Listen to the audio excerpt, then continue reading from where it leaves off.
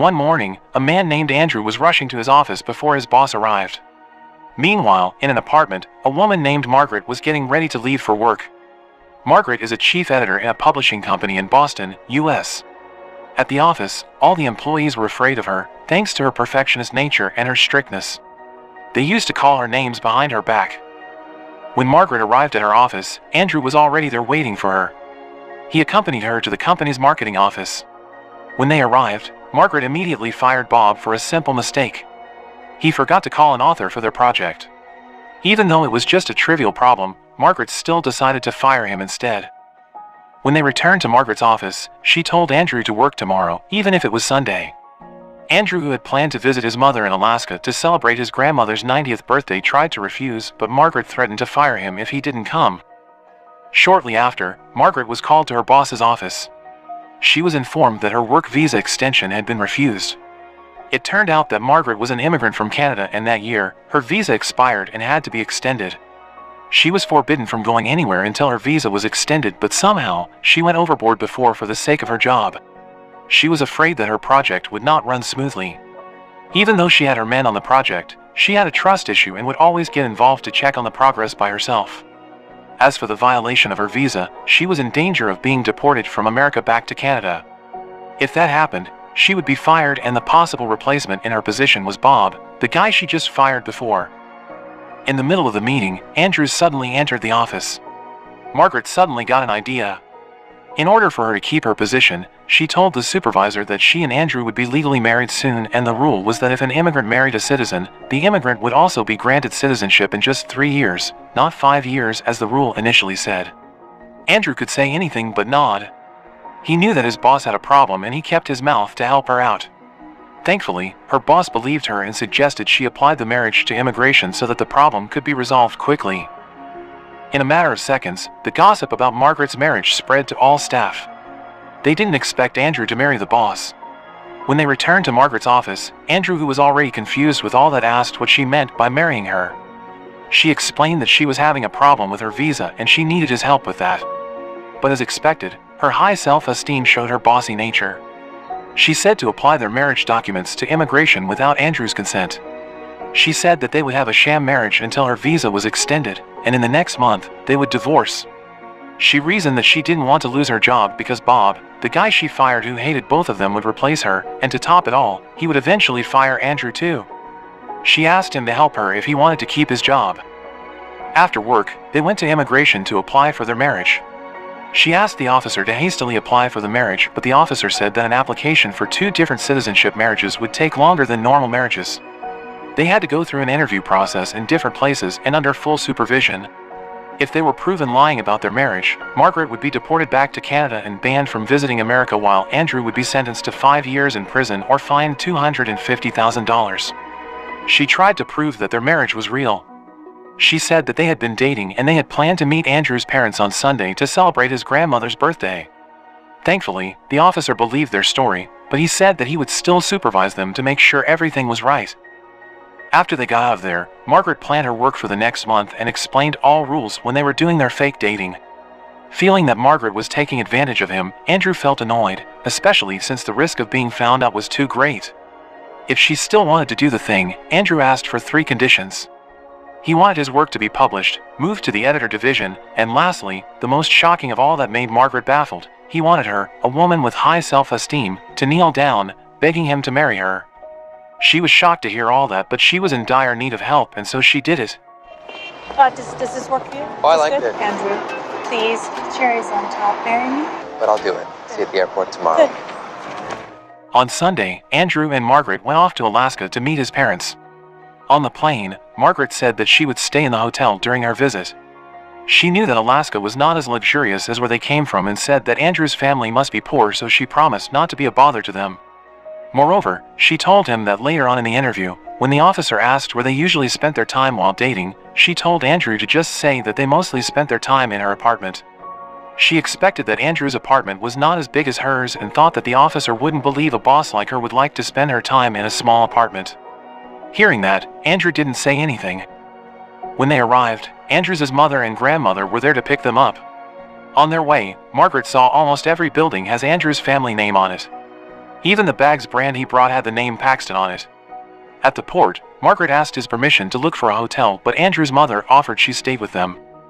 When she found out that they had to take a boat to reach his house, she said that Andrew's family was too poor, they had to take the boat to reach their house. She thought that Andrew lived far away from the town because he was so poor. But after taking the boat for quite some time, they finally arrived at the house of the Paxton family. A very big house on a private island, the island that Andrew's family owned. Not only that, the businesses and properties in the town that had the Paxton family name on them were also owned by them, including the hospital and airport there. She never expected that Andrew's family was extremely rich. When they arrived at the house, they were welcomed with a party. Margaret asked why he didn't tell her about his family, but he replied that it was not important. On top of that, his family has no relation to his work. Shortly after, Andrew's ex-girlfriend showed up. He then introduced her to Margaret. His mother then asked him to tell her how he proposed to Margaret. Since they never expected to be asked such a question, they lied about it. Somehow, because of the difference between their story, they ended up insulting each other. When they finished, everyone cheered for them. They asked him to kiss and Andrew immediately grabbed Margaret's hand and kissed it.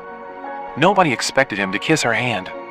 They forced them both to kiss on the lips, and to avoid any suspicion, they finally did it, just to make things between them more awkward.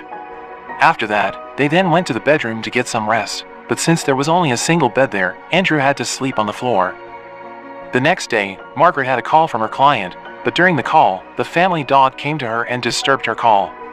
Something funny happened when an eagle suddenly showed up and picked up the dog. As well, they are just so to be happy. Frank, give me that dog! Come on. Oh, okay. I dropped the phone now. Listen, Frank. Sorry. Okay, bye-bye. No, wait.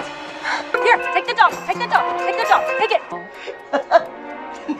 She tried to get the dog back by throwing her phone and managed to catch the dog, but to her surprise, the eagle attacked and took her phone. Amid the panic, Andrew approached her. Margaret told to her soon-to-be husband that her phone was taken by an eagle. As a good boyfriend, even though it was just a setting, Andrew promised to buy her a new phone. He then told her to hug him because her mother and grandmother were watching them from the window.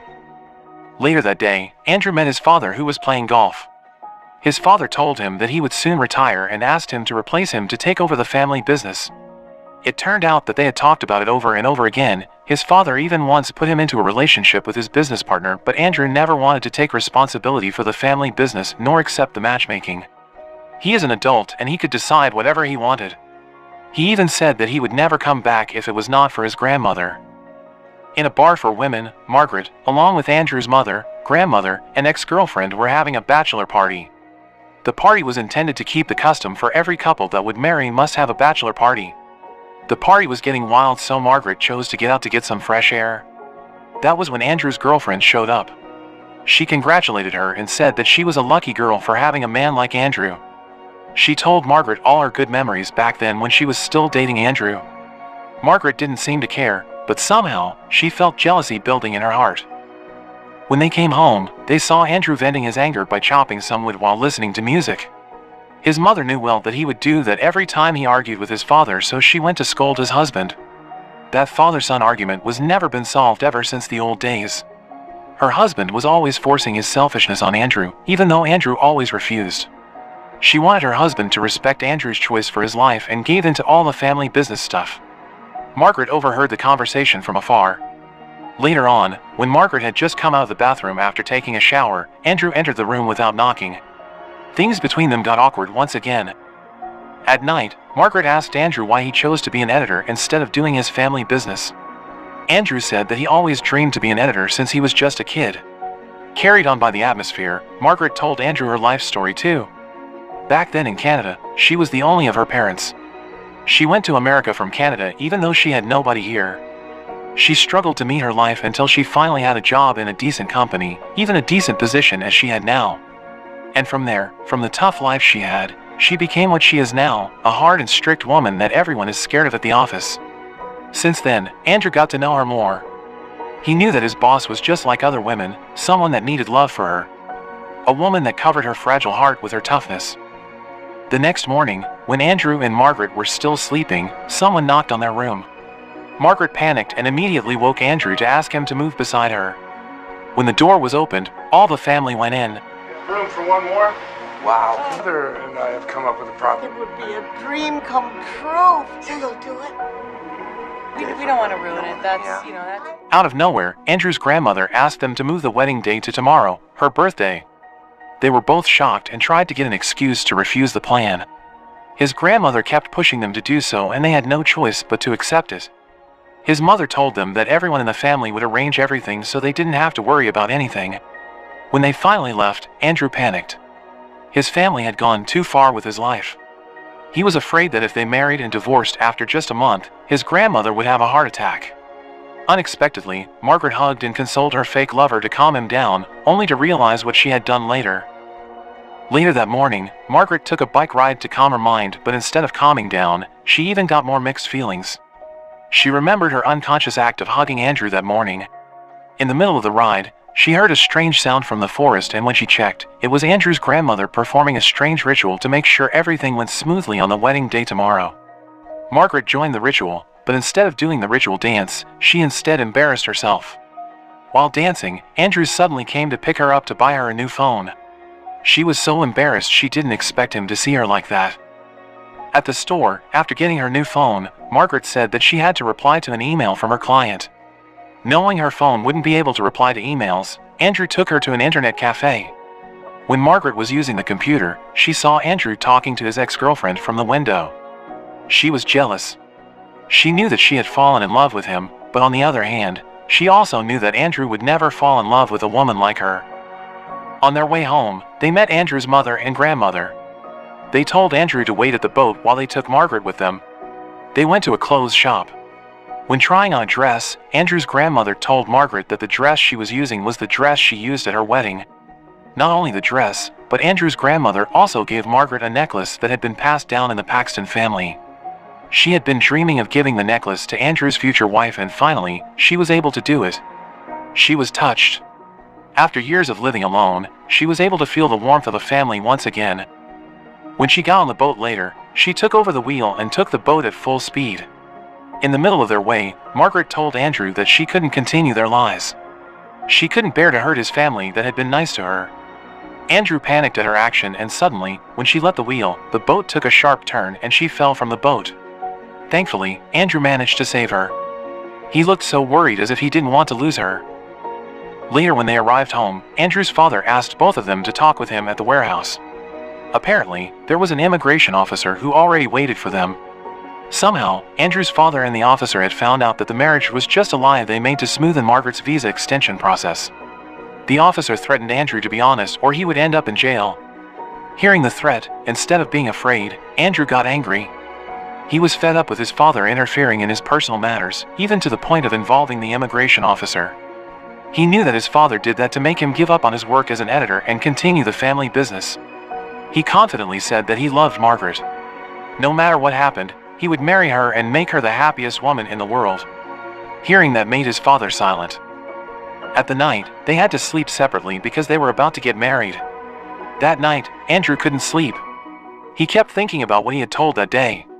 He knew that he said all of that from his deepest heart, but he doubted Margaret would feel the same. In another room, Margaret couldn't sleep as well. She was touched by Andrew's words, but she doubted that he really meant it. On top of that, she was also feeling guilty. All the time she was there, she only caused problems for Andrew and his family. The next day, the long-awaited day had finally come.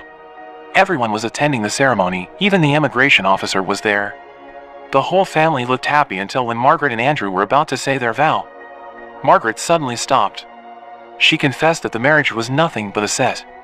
Since she came to the family, she always felt their warmth and kindness for her. She didn't have the heart to lie to them and decided to confess in front of everyone. She also said that she was the one planning the wedding and Andrew was just a victim because she threatened to fire him if he refused to get involved. After her confession, she immediately left from there. Andrew tried to calm everyone while still thinking about her. He tried to look for her in her room, but to his surprise, she was not there. He only found the wedding dress, the script he wrote, and a letter from Margaret saying she apologized for not publishing his work. She knew how good his work was, but she never published it because she didn't want to lose such a reliable assistant like Andrew. She promised to publish his work before she got deported back to Canada. Suddenly, his ex-girlfriend came. She told him to pursue his love. Hearing that, he rushed to chase Margaret. At the boat, the immigration officer took Margaret home. The officer gave her a day for her to pack her things and left America. On the other hand, Andrew, who was rushing to catch up with Margaret, was stopped by his father. He told Andrews to stop what he was about to do. Looking at the never-ending argument between them both made Andrew's grandmother faint from a heart attack. Not long after, the ambulance plane came to take her to the hospital. On the plane, his grandmother looked so weak. She asked her son and grandson to make up and respect each other's decisions. For her, Andrew and his father decided to stop their argument. Slowly, she closed her eyes like she was about to die, but suddenly, she opened her eyes back. She remembered that Andrew had to catch up with Margaret at the airport. She told the pilot to take turns to the airport. When they finally arrived at the airport, Andrew immediately called his friend who worked in the watchtower to stop a plane that was about to take off for Boston.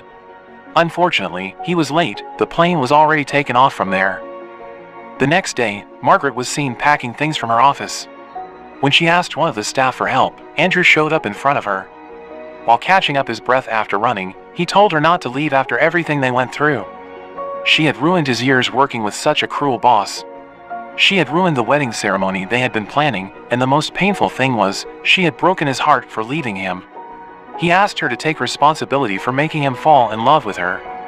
He told her not to leave after what she had done to him. In front of everyone, he dared himself to propose to her.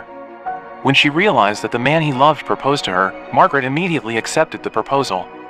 They kissed in front of everyone. Days later, Margaret and Andrew went to the immigration office to reapply for their marriage. Even though the officer was still mad at them for lying to him the other day, he still gave them the second chance with one condition: no more lies between them. The officer approved their application.